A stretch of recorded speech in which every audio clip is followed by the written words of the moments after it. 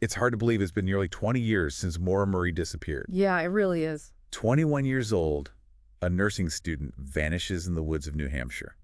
You said it. I mean, come on, a car crash, whispered secrets, a trail of clues that goes nowhere. It's like something out of a movie. Exactly. So today we're diving deep into the Maura Murray case, examining all the evidence and the theories. Trying to make sense of it all.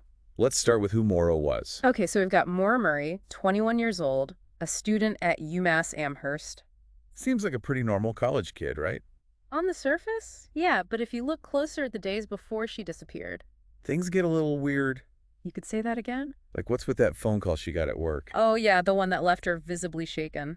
And then she emails her professors about a family emergency. Which turned out to be completely made up. Almost like she was trying to cover her tracks. Or set up an alibi, who knows? And then, poof, she's gone. Vanishes without a trace. But she doesn't just disappear. She takes cash, buys some alcohol, and drives north.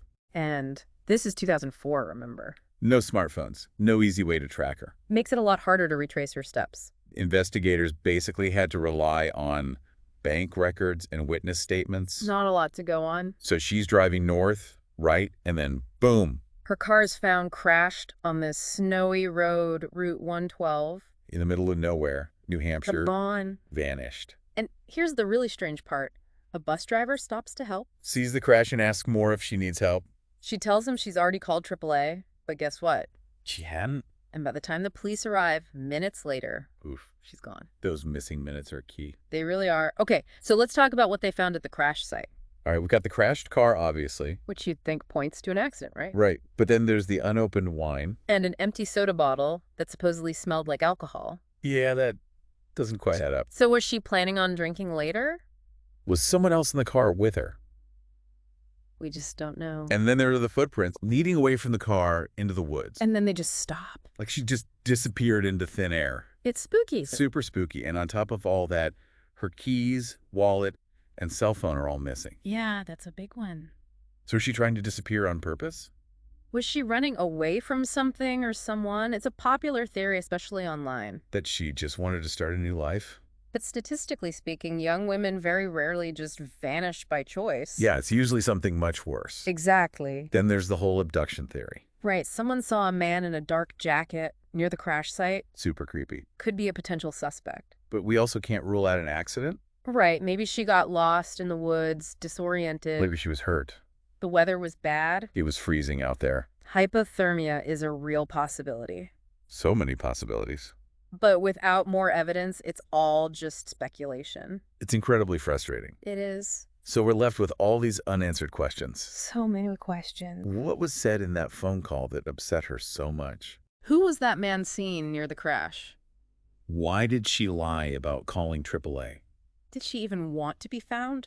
Or was she trying to disappear? It's enough to drive you crazy. And then there's the whole internet angle. Oh yeah, the internet's had a huge impact on this case. It's kept Maura's story alive, generated new leads. Yeah, you've got all these online communities dedicated to finding her. Citizen detectives trying to crack the case. But the internet can also be a breeding ground for misinformation. Yeah, and wild theories that have no basis in reality. Right, which can make it even harder to separate fact from fiction. So it's a double-edged sword.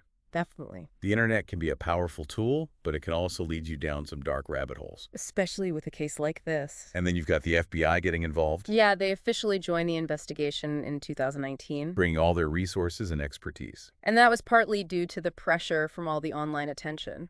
Crazy to think a case from 2004 can still generate so much buzz. People are still captivated by it. I guess we all love a good mystery.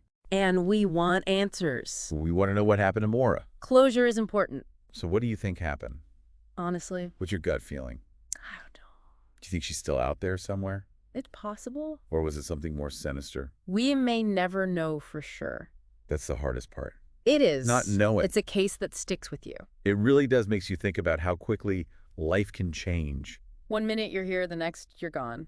And for Maura's family and friends. They're left with all these unanswered questions. And no closure. It's heartbreaking. It really is. What we've gone over the timeline, the evidence, the theories. We've explored it all. But ultimately, the mystery remains. The question still lingers. What happened to Maura Murray? It's a question that will probably haunt us forever. It's a case that reminds us of the fragility of life and the enduring power of the unknown.